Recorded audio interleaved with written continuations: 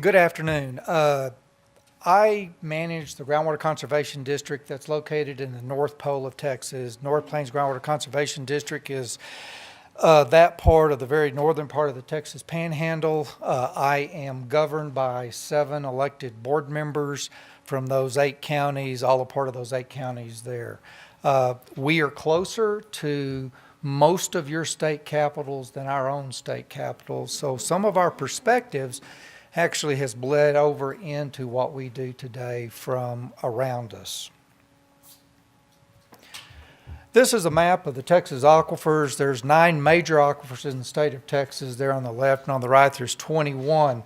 When you look across the state, the reason that there's so many different perspectives is we have different types of aquifers and different ways of management.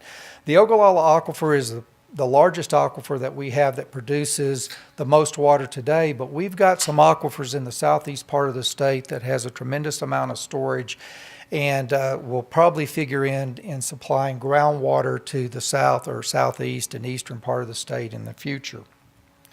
In the High Plains Aquifer system, I'm going to be using some slides from Intera from a model that has just been finished this past year for regional water planning. This model of the High Plains Aquifer shows the Ogallala Aquifer, the Rita Blanca, the Dockham, the Edwards Trinity, and the Pecos Valley aquifers in the High Plains area.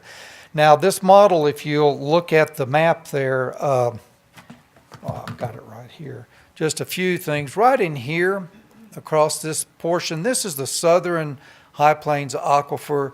Up here, this is part of the, I think we call it the central High Plains Aquifer nationwide, but in Texas, we call it the northern part of the aquifer, the High Plains Aquifer system. This system was recently, as I said, recently finished modeling. You can tell that it's very complex and these aquifers coalesce, over each other. And our management schemes, our management development across this has been developed to match what we see there.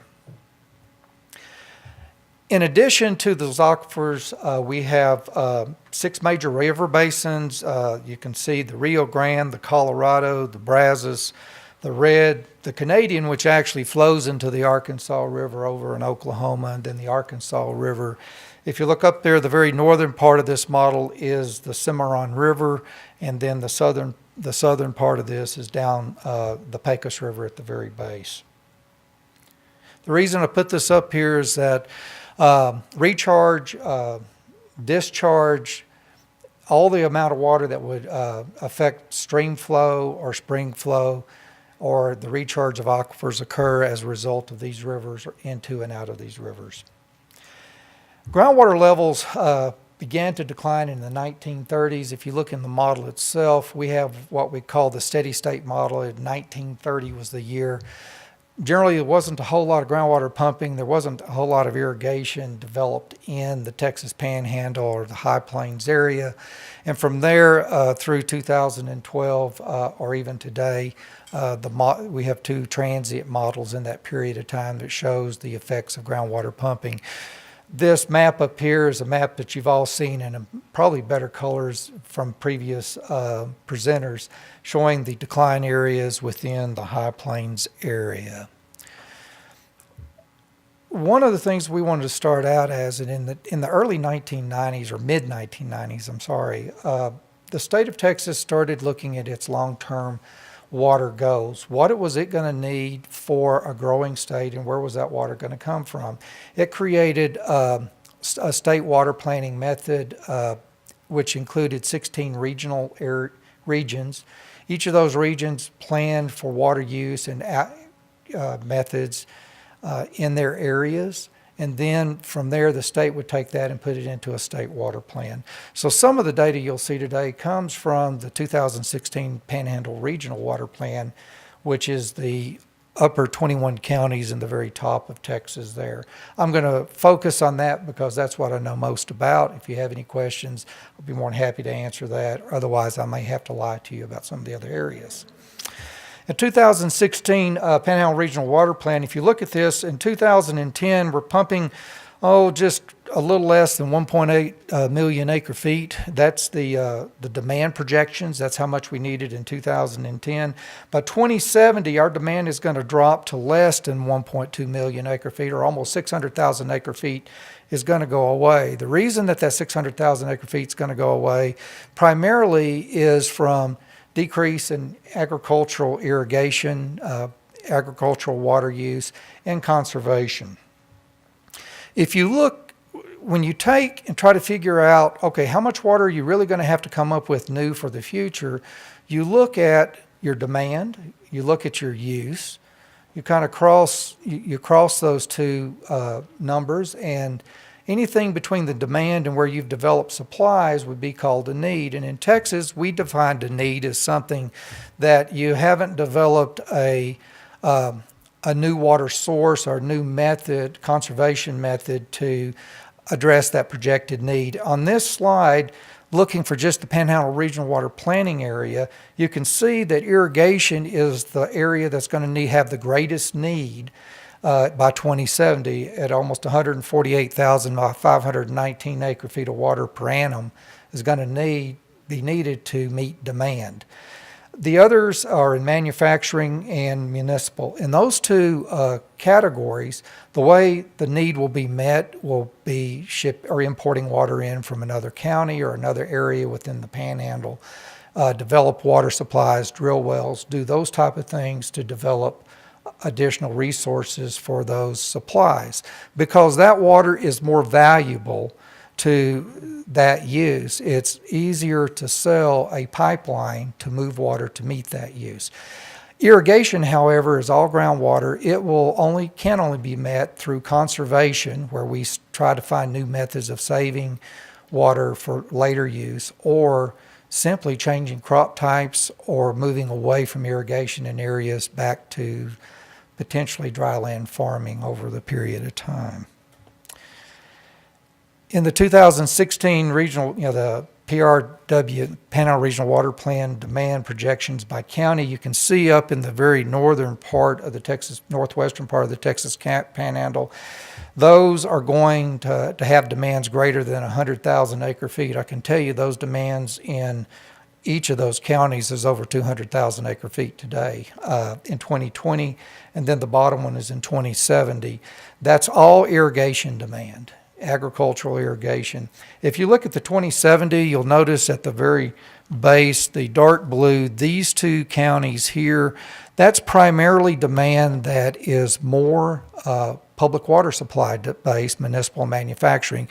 In those two counties, that's where the metropolitan Amarillo sits, and they will be probably importing water from this county over, Roberts County that's here that has light demand within its county will be moving water to this area. And in fact, the city of Amarillo and Canadian River Water Municipal Authority both have huge surface and groundwater rights and have owned those rights for years, almost 400,000 acres in water rights that they'll tap into as they need them in the future. One of the things that play into this in regional water planning is that most of the state of Texas has surface water. We have very little surface water. We have some, but not much. So any of our supplies will come from groundwater, and groundwater from the Ogallala and those other aquifers that we looked at. And that's where things differ in Texas. Surface water in Texas is owned by the state. Now you get a permit from the state, and those permits are prior appropriation type permits, first in line, first in right, gets a permit.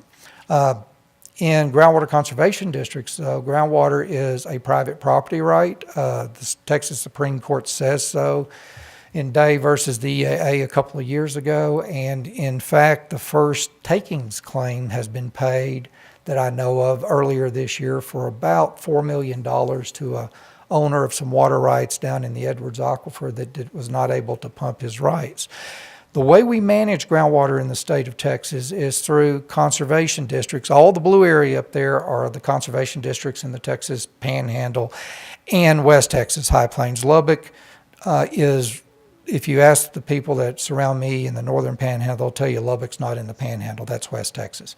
So there's the areas. The areas in white are not controlled by any groundwater conservation district. And generally, you can do pretty much whatever you want to there. There are some state laws on public water supply that they have to follow in drilling wells. But essentially, in the areas that are in white are the unmanaged areas within the state, within the Panhandle. As a groundwater conservation district, I have the ability, I have to by law, put together a management plan. It's on my website. From that, I develop conservation rules. By the way, I have production limits, require meters.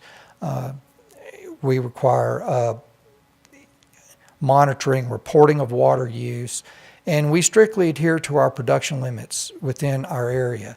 So we manage a private property right, but we can tell people you can only pump a certain amount.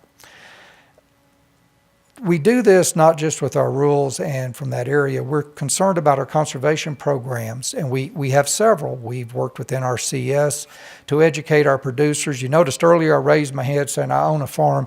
I own 320 acre, I don't, but my district owns a 320 acre demonstration field, which we demonstrate water conservation application. We believe in our about 1 million acres of irrigated farmland in our district, that there's a good way for just through education and conservation using best management practices and some of the methods that are coming out that we can save anywhere from 3 to 6 inches of water has been used in the past for conservation purposes. That saving stays in the ground and can be used later.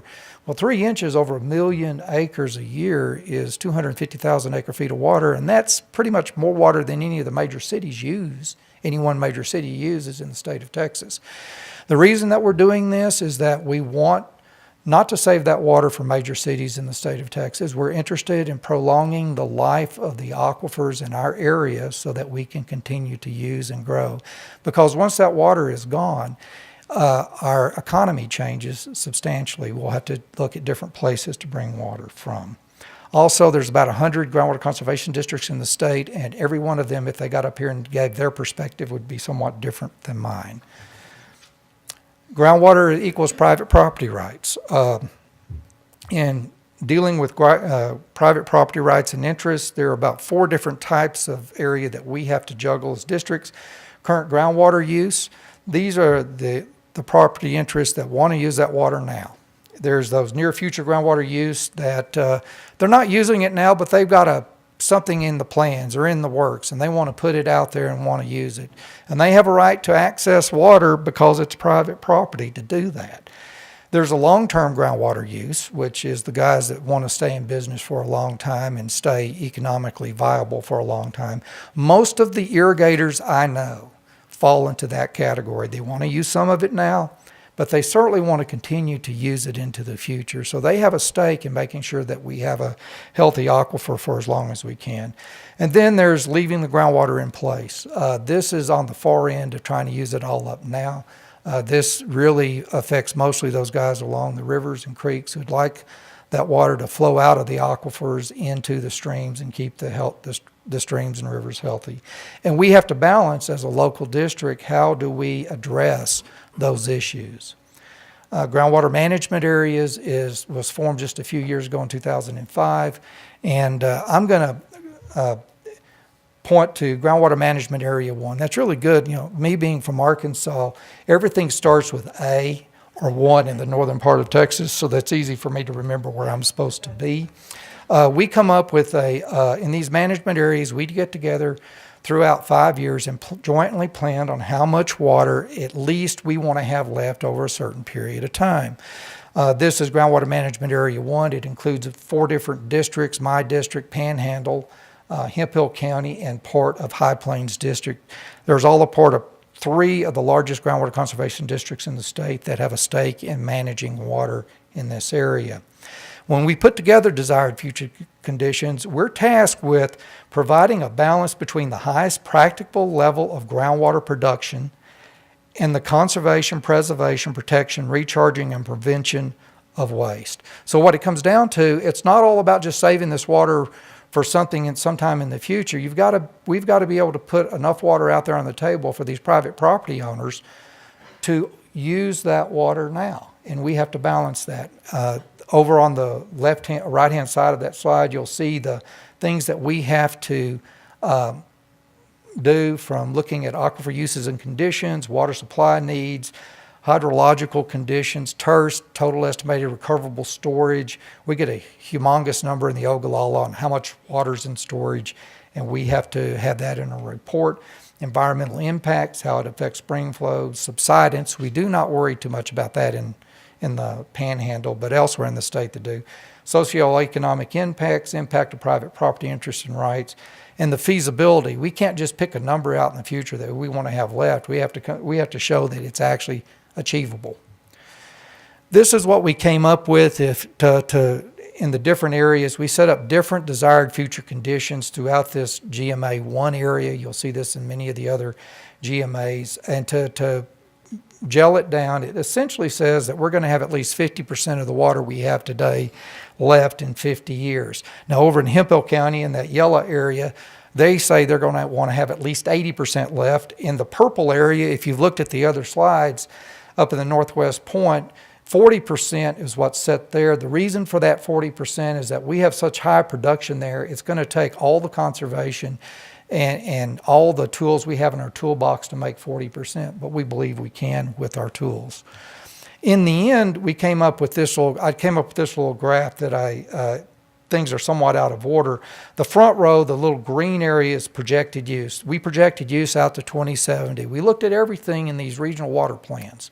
We looked at manufacturing, we looked at what might come in, we looked at demographics, and then the second there is projected water demand,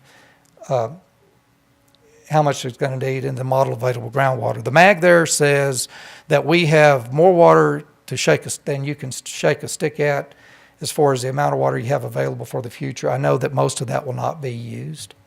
And here are some groundwater policy questions I won't go over. These are things that have come up. And one of the things is that some groundwater conservation districts aren't allowing water to move in the state. So what's going to happen with that? And are GCDs impeding the development of groundwater within Texas? We've got to meet a need of 8.9 million by 2070, 8.9 million acre feet. And how do we do that? And if we can't move water around, we're going to have a problem. And with that, I'm going to wrap it up. We see several reasons for conservation. Those are the biggest ones. We really like to lean on looking at financial. We think that's the biggest thing that we can do for conservation in the state of Texas, is tying conservation to the bottom line. How do you leave water in the ground and help someone's bottom line by doing that? Thank you very much.